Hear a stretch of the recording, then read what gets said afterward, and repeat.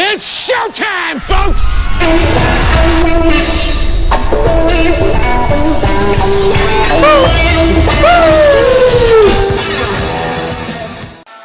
What's up, gang? I'm back and I'm better, and I'm here to talk GFW, and in particular, is Anthem selling or expanding with GFW? Look, we had two contrasting reports to come out yesterday, very contrasting.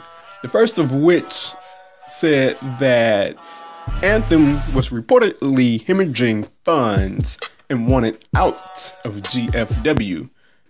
The report went on to say there were several cutbacks at the last TV tapings, and that Anthem has had to catch the company up and get it out of several legal issues since buying the company.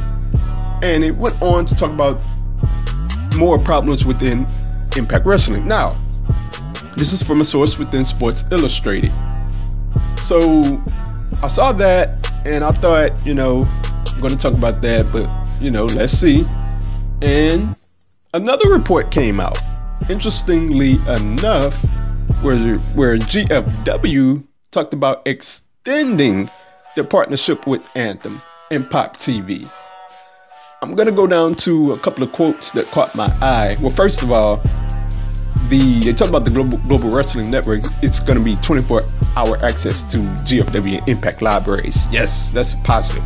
But I'm going to go down to some quotes that caught my eye. And this was from Ed Nordholm.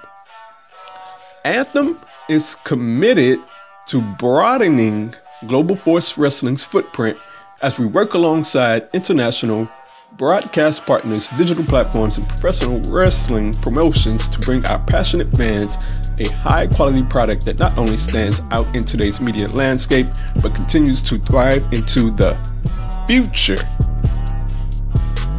And also, we had a quote from Pop's COO, which said that we are excited to extend our partnership with Anthem and remain the exclusive linear television home of Impact in the United States. So, look, one side, the sources are saying one thing, Impact is saying another thing. So you know how I feel about sources. It's inconclusive because we have somebody from Sports Illustrated. I respect, I have no reason to doubt the guy or not to respect the guy. He's doing his job, but it's inconclusive because it's sources. We have GFW on the total opposite side. So it's interesting also because in these instances where people are saying, the reports come out that somebody's buying TNA or TNA is going out of business. GFW never came, or TNA never came out and spoke in direct opposite of it. They just kind of, let the news settle and just let the news go on, and they would ignore it. This time, they came out and just said, no, we are extending our partnership with Anthem.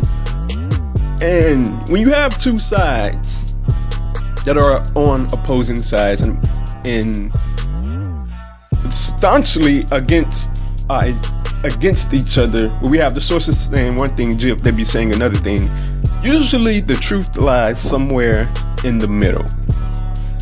Now, it would be very foolish of Ed Nordholm and David Mandel to come out and just staunchly talk about how they're extending their partnership with Anthem and everything was cool and that they're going to be here for the future, when they know that something is about to go down and Anthem is about to back out.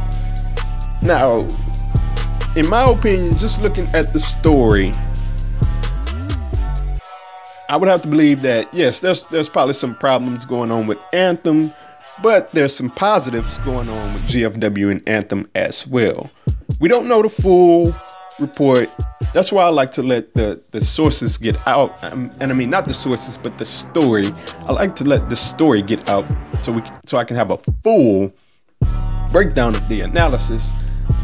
And we don't know the full story right now. I tell you what, Bobby Lashley said something that stuck with me. When I saw both of these stories come out, I immediately thought about him. I don't know at what year it was. It was one of those times where they were saying, you know, TNA's about to be bought out and whatnot. Last year they came out and said, yeah, it's usually around September or usually around the fall where these stories start to get going. You know, we just keep on trucking. And that's immediately what I thought about. It's September, and here come the stories. It usually comes right around Bound for Glory.